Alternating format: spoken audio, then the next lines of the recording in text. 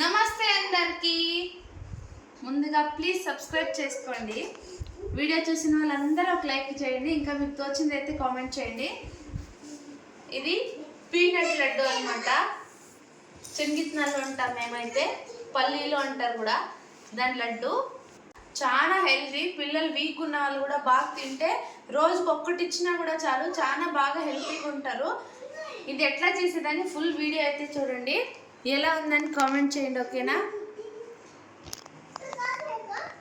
దీంట్లో అన్ని హెల్తీ అనమాట, ఏం అన్హెల్తీ అనేది ఏం లేవు, ఓకేనా? ప్రిపరేషన్ ఎలా అని ఫుల్ వీడియో చూడండి, ఓకే?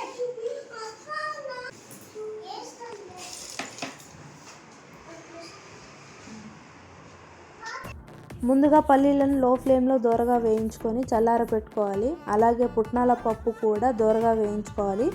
పల్లీలను నీట్గా పొట్టులు తీసుకొని పూర్తిగా చల్లారిన తర్వాతే మిక్సీ పట్టుకోవాలి, లేదంటే చపాతీ ముద్దలాగా వస్తుంది.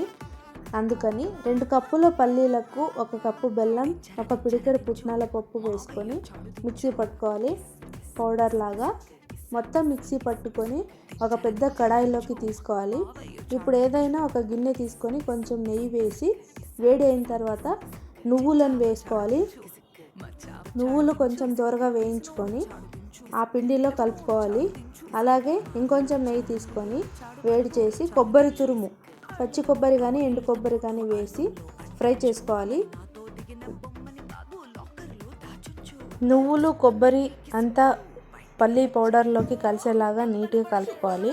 అంతా కలుపుకొని ఇప్పుడు ఉండలు కట్టుకుంటే రెడీ అన్నమాట. పీనట్ లడ్డు అయితే పల్లీల లడ్డు చాలా టేస్టీగా ఉంటుంది. ఇంకా ఎంతో హెల్తీ కూడా. అన్హెల్తీ ప్రోడక్ట్ ఏమీ లేవు దీంట్లోన, అన్నీ హెల్తీ ఉండేటివి అనమాట. మన ఇంట్లో ఉండేటివే, ఏమీ కొత్తగా తీసుకొచ్చేవి ఏం లేదు.